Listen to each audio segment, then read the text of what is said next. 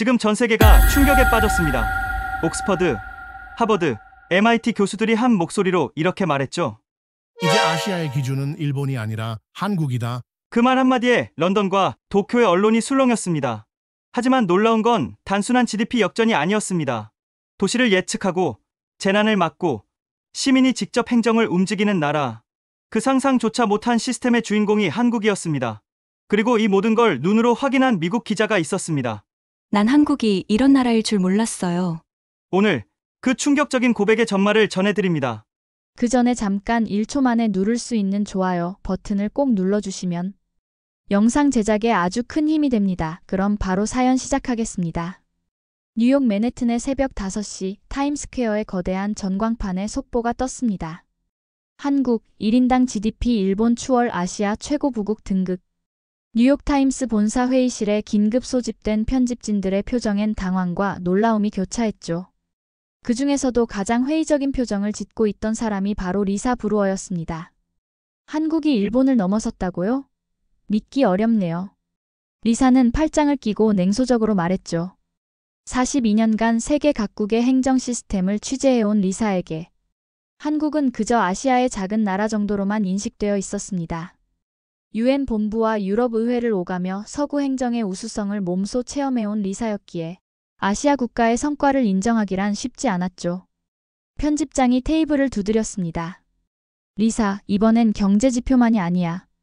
전 세계 싱크탱크들이 한국의 행정 시스템을 주목하고 있어. 디지털 행정 혁신이라는 키워드로 말이지. 리사는 코웃음을 쳤죠. K-팝과 드라마처럼 또 홍보성 이벤트겠죠. 아시아 국가들이 늘 그렇듯이요. 하지만 편집장의 표정은 진지했습니다. 리사, 내가 직접 가서 확인해. 이건 단순한 경제 뉴스가 아니야. 세계 행정학의 패러다임이 바뀔 수도 있는 사건이라고. 회의실 스크린에는 서울의 야경이 펼쳐졌고 그 속에서 빛나는 고층 빌딩들 사이로 세계 최고 전자정부 시민 만족도 98%라는 수치들이 떠올랐습니다. 리사는 자료를 훑어보며 한숨을 내쉬었죠. 좋아요, 가보겠습니다. 하지만 제가 장담하는데 이건 분명 과장된 홍보일 거예요. 리사의 확신에 찬 목소리와는 달리 화면 속 서울의 모습은 뭔가 다른 이야기를 속삭이는 것 같았습니다. 전 세계가 주목하는 한국의 행정혁신, 과연 그 실체는 무엇일까요? 리사는 아직 모르고 있었죠. 자신의 고정관념이 얼마나 크게 깨어질지를. 케네디 공항에서 인천행 비행기에 오르는 리사의 발걸음은 무거웠습니다. 일본도 아니고 왜 하필 한국이야. 기내에 앉자마자 리사는 노트북을 꺼내 한국 관련 자료를 다시 훑어보기 시작했죠. 삼성, 현대, K-팝. 리사가 아는 한국은 그 정도였습니다. 기업과 대중문화만 있는 나라가 무슨 행정혁신이라는 거지? 옆자리에 앉은 한국인 사업가가 말을 걸어왔습니다. 뉴욕타임스 기자시군요. 한국 취재 가시나 봐요? 리사는 건성으로 대답했죠. 네, 디지털 행정 혁신이라는 걸 취재하러 가요. 솔직히 별 기대는 안 하지만 사업가는 미소를 지으며 말했습니다. 직접 보시면 놀라실 겁니다. 저도 뉴욕에서 10년간 살았는데 한국에 돌아와서 행정 서비스의 차이에 충격받았거든요. 리사는 믿지 않는다는 표정으로 고개를 저었죠. 미국이나 유럽의 시스템보다 나을 리가 없어요. 아시아의 행정은 대부분 관료주의와 비효율로 가득하잖아요. 사업가는 의미심장한 미소만 지을 뿐 더 이상 말하지 않았습니다. 14시간의 비행 동안 리사는 계속해서 자료를 분석했죠. 한국의 전자정부 순위 1위, UN 전자정부 평가 3회 연속 1위. 수치는 인상적이었지만 리사는 여전히 의구심을 떨칠 수 없었습니다. 숫자는 조작하기 쉽지. 실제로 보면 다를 거야. 비행기가 한국 상공에 접어들자 기내 방송이 흘러나왔죠. 곧 인천국제공항에 도착합니다. 리사는 피식 웃었습니다. 창밖으로 보이는 서울의 모습은 확실히 현대적이었지만 리사의 편견은 쉽게 깨지지 않았죠. 하지만 리사는 곧 알게 될 것입니다. 자신이 얼마나 큰 착각 속에 있었는지를, 그리고 한국이라는 나라가 품고 있는 진정한 혁신의 힘이 무엇인지를 말이죠. 인천공항에 도착한 리사는 입국장으로 향했습니다. 그런데 뭔가 이상했죠. 길게 늘어선 줄이 없었습니다. 대신 수십 개의 자동 입국 심사대가 일사불란하게 작동하고 있었죠. 리사가 여권을 스캔하자 얼굴 인식 시스템이 즉시 작동했고 단 15초 만에 입국 심사가 완료됐습니다. 이게 뭐지? 리사는 당황한 표정으로 주변을 둘러봤죠. 수화물 찾는 곳으로 가는 길목에서 AI 안내 로봇이 다가왔습니다. 리사 브루어님 환영합니다. 수화물은 3번 컨베이어 벨트에서 5분 후 도착 예정입니다. 기다리는 동안 공항 와이파이를 자동 연결해 드릴까요? 로봇이 완벽한 영어로 말했죠. 리사는 놀라움을 감추지 못했습니다. 어떻게 내 이름을 알고? 수화물 도착 시간까지? 로봇이 친절하게 설명했죠. 항공사와 연동된 시스템이 실시간으로 정보를 업데이트합니다. 뉴욕 JFK 공항보다 평균 40분 빠른 수화물 처리가 가능하죠. 수화물을 찾고 세관을 통과하는 데까지 걸린 시간은 정확히 9분 43초였습니다. 리사는 시계를 몇 번이나 확인했죠. 뉴욕에서는 최소 1시간은 걸리는 과정이었으니까요. 세관 검사대도 엑스레이와 AI가 결합된 스마트 검색대였고 의심 물품이 없는 여행객은 그냥 통과할 수 있었습니다. 공항 로비로 나온 리사는 할 말을 잃었죠. 거대한 디지털 스크린이 실시간으로 교통정보를 안내하고 있었고 택시 승강장엔 대기 시간이 실시간으로 표시되고 있었습니다. 예상 대기 시간 3분이라는 안내판이 보였고 정확히 3분 후 리사는 택시에 탔죠. 택시 기사가 물었습니다. 어디로 모실까요? 리사가 호텔 주소를 말하자 내비게이션이 자동으로 최적 경로를 안내했고 예상 도착 시간과 요금까지 미리 알려줬죠. 이건 내가 알던 아시아가 아니야. 리사는 창밖을 바라보며 중얼거렸습니다. 완벽하게 정비된 도로, 실시간으로 변하는 교통신호, 그리고 질서정연하게 움직이는 차량들. 이 모든 것이 리사의 편견에 균열을 내기 시작했죠. 다음 날 아침 리사는 서울시청 디지털 메이어 오피스를 방문했습니다. 엘리베이터를 타고 올라가는 동안에도 리사는 놀라움을 감추지 못했죠. 엘리베이터 내부 스크린에 실시간으로 시청 업무 현황이 표시되고 있었고 방문객을 위한 다국어 안내가 자동으로 제공됐습니다. 통제실에 들어선 순간 리사는 숨이 멎는 것 같았죠. 사면이 거대한 스크린으로 둘러싸인 공간에서 서울시 전체가 실시간으로 시각화되고 있었습니다. 교통 흐름, 대기질, 에너지 사용량, 시민 민원까지 모든 데이터가 살아 움직이듯 화면에 펼쳐져 있었죠. 담당 공무원이 설명을 시작했습니다. 이 시스템은 AI가 도시 전체를 24시간 모니터링하고 있습니다. 교통체증이 예상되면 신호체계를 자동 조정하고 대기 오염이 심해지면 차량 운행을 제한하죠. 하지만 중요한 건 이겁니다. 공무원이 화면을 가리켰죠. 모든 결정은 시민투표와 공무원의 판단을 거쳐 이루어집니다. AI는 분석하고 제안할 뿐 결정권은 사람에게 있죠. 리사는 화면에서 눈을 떼지 못했습니다.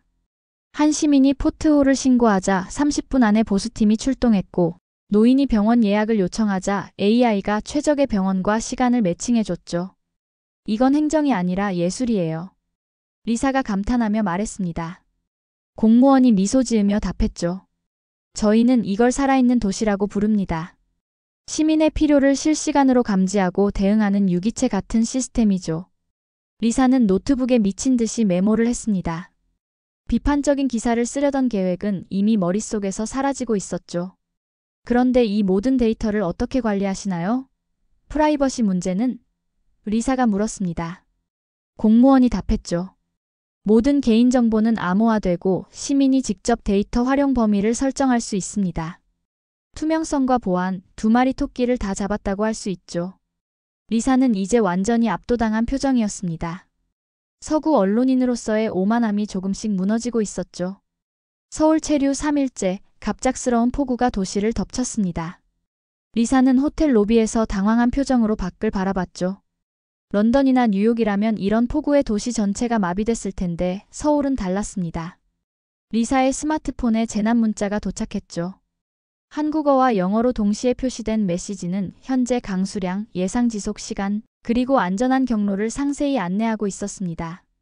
비가 오자 도시가 깨어났다. 리사는 혼잣말처럼 중얼거렸죠. 거리로 나가보니 더욱 놀라웠습니다. 신호등이 실시간으로 조정되어 차량 정체를 최소화하고 있었고 지하철역 입구엔 자동으로 차수막이 설치됐죠. 시민들은 당황하지 않고 질서정연하게 움직였습니다. 우산을 쓴 사람들이 일사불란하게 횡단보도를 건너는 모습은 마치 잘 짜인 안무 같았죠. 리사는 지하철역으로 들어갔습니다. 역무원이 영어로 안내했죠. 폭우로 일부 구간이 서행 중이지만 우회 경로가 자동으로 안내됩니다. 앱을 확인해 보세요. 리사의 스마트폰 화면엔 실시간으로 업데이트되는 지하철 운행 정보가 떴고 예상 도착 시간이 분 단위로 표시됐습니다.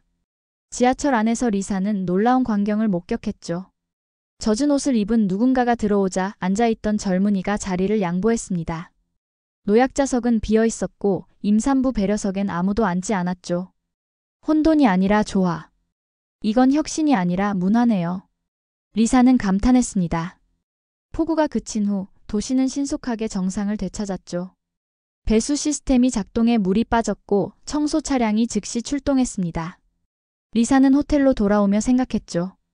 런던의 그 혼란스러운 날들과 비교하면 서울은 정말 다른 차원이야. 리사의 마음속에서 한국에 대한 인식이 완전히 바뀌고 있었습니다.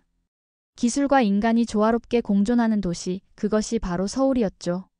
주말 오후 리사는 취재를 잠시 멈추고 서울 시내를 돌아다니기로 했습니다. 지하철을 타고 이동하던 중 리사는 믿기 힘든 광경들을 연속으로 목격했죠. 붐비는 차내에서도 노약자석은 텅 비어 있었고 젊은이들은 서서 가는 것을 당연하게 여겼습니다. 강남역에서 한 시각장애인이 승강장에서 길을 찾고 있었죠. 리사가 도우려 하기도 전에 교복을 입은 중학생이 다가가 팔을 내밀었습니다. 어디로 가세요? 제가 안내해 드릴게요. 자연스럽고 당연한 듯한 그 모습에 리사는 카메라를 내려놓았죠. 이건 취재 대상이 아니라 감동 그 자체였으니까요. 에스컬레이터에선 모든 사람이 한 줄로 서서 급한 사람들을 위해 한쪽을 비워뒀습니다. 쓰레기통이 없는 거리는 놀라울 정도로 깨끗했죠. 한 외국인 관광객이 길을 물으니 지나가던 직장인이 스마트폰으로 지도를 검색해 상세히 설명해줬습니다. 심지어 일부러 조금 돌아서 목적지 근처까지 안내하기도 했죠. 편의점에서 리사는 또 한 번 놀랐습니다. 무인 계산대가 있었지만 실수로 계산을 잘못한 손님이 있었죠. 뒤에 있던 대학생이 친절하게 도와주며 사용법을 알려줬습니다. 처음이시죠? 저도 처음엔 헷갈렸어요. 경쟁이 아닌 협력, 감시가 아닌 신뢰가 사회를 움직이고 있었죠. 공원 벤치에 앉아 리사는 노트에 적었습니다. 한국의 진짜 혁신은 기술이 아니었다. 그것은 사람들의 마음이었다. 서로를 배려하고 돕는 것을 당연하게 여기는 시민의식, 그것이 모든 시스템의 토대였다. 리사는 처음으로 자신이 틀렸음을 인정했죠. 저녁 무렵 리사는 한강공원을 걸었습니다. 가족들이 돗자리를 펴고 앉아 있었고 청년들이 자전거를 타고 지나갔죠. 쓰레기 하나 없는 잔디밭과 질서정연한 공원의 모습은 리사에게 깊은 인상을 남겼습니다. 기술보다 사람이 위대한 나라, 그게 바로 한국이구나. 리사는 이제 완전히 다른 시각으로 한국을 바라보고 있었죠. 리사는 서울시 공공데이터 포털에 접속해 직접 데이터를 신청해 보기로 했습니다. 교통 데이터와 예산 집행 내역을 요청했죠. 놀랍게도 2시간도 안 되어 승인이 떨어졌고 요청한 모든 자료가 깔끔하게 정리되어 전달됐습니다. 처리 과정까지 실시간으로 확인할 수 있었죠. 서울시 디지털정책관과의 인터뷰에서 리사는 물었습니다. 어떻게 이렇게 빠르고 투명한 행정이 가능한가요? 정책관이 답했죠. 시민이 지켜보고 있으니 우리가 더 빨라집니다. 모든 과정이 공개되니 숨길 것도 없고 미룰 이유도 없죠. 리사는 실시간 예산 집행 현황을 보며 감탄했습니다. 시민 누구나 세금이 어디에 쓰이는지 원 단위까지 확인할 수 있었죠. 공무원의 출장 내역, 회의 결과, 정책 결정 과정까지 모두 공개되어 있었습니다. 이건 감시가 아니라 신뢰 시스템이네요. 리사가 말했죠. 정책관이 설명을 이어갔습니다. 시민 제안 플랫폼도 있습니다. 시민이 직접 정책을 제안하고 일정 수 이상 동의를 받으면 시청이 검토해야 하죠. 작년엔 시민 제안 중 78%가 실제 정책에 반영됐습니다. 리사는 믿기 어렵다는 표정이었죠.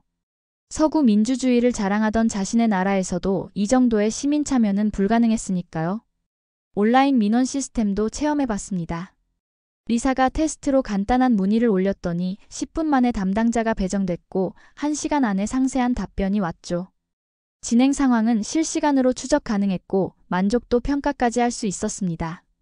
정부가 시민을 믿고 시민이 정부를 믿는 거군요. 리사가 말했습니다. 정책관이 미소 지으며 답했죠. 그게 바로 K-거버넌스의 핵심입니다. 기술은 도구일 뿐 진짜 중요한 건 상호 신뢰죠. 리사는 깊이 고개를 끄덕였습니다. 이제 리사는 한국이 왜 세계 최고의 전자정부가 됐는지 완전히 이해하고 있었죠. 그것은 단순한 기술력이 아니라 신뢰와 투명성이라는 가치 위에 세워진 시스템이었습니다. 마지막 인터뷰를 앞둔 리사는 서울시청 최상층 회의실에서 디지털 정책관과 마주 앉았습니다. 창밖으로 보이는 서울의 스카이라인이 아침 햇살에 빛나고 있었죠. 리사는 일주일간의 취재를 마무리하는 질문을 던졌습니다. 왜 한국은 기술보다 인간을 강조하시나요? 최첨단 시스템을 갖췄는데도요. 정책관은 잠시 생각하더니 답했죠. 기술은 인간을 돕는 도구일 뿐이니까요. AI가 아무리 발전해도 결국 도시를 살아가는 건 사람입니다. 우리가 만든 시스템의 목적은 효율성이 아니라 사람의 행복이죠. 그 말에 리사는 깊은 감명을 받았습니다. 한국의 행정혁신은 사실 행정이 아니었습니다. 정책관이 말을 이었죠. 우리는 행정을 하는 게 아니라 시민의 삶을 운영하고 있습니다. 출생신고부터 노후까지 모든 생애 주기를 함께하는 동반자가 되려고 노력하죠. 그래서 시민들도 정부를 신뢰하고 서로를 배려하는 문화가 자연스럽게 생겨난 겁니다. 인터뷰를 마친 리사는 옥상 정원으로 올라갔습니다. 서울 전경을 바라보며 일주일간의 취재를 되돌아봤죠. 오만했던 자신이 부끄러웠고 편견에 갇혀있던 과거가 후회됐습니다. 리사는 노트북을 열고 기사를 쓰기 시작했죠. 제목을 지웠습니다. 원래 쓰려던 아시아의 디지털 쇼케이스라는 제목 대신 새로운 제목을 적었죠. 더 퓨처 오브 거버넌스 코리아. 그리고 첫 문장을 이렇게 시작했습니다. 나는 오늘 한국이 왜 미래인지 봤다. 그들은 행정을 하지 않는다. 삶을 운영한다. 귀국 비행기 안에서 리사는 편집장에게 이메일을 보냈습니다. 한국은 단순한 행정 혁신이 아니었습니다. 인간 중심 사회의 새로운 모델이었습니다. 이 기사는 뉴욕타임스 일면에 실려야 합니다.